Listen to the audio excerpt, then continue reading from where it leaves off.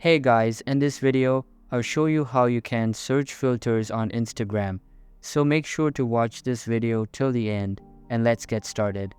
First of all, open the Instagram app on your mobile device and make sure it is updated to the latest version available.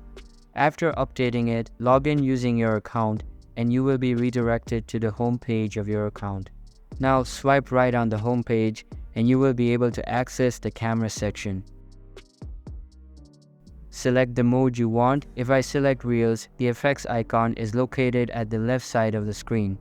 Whereas in the Stories section, you will need to scroll all the way to the right side to browse your filters.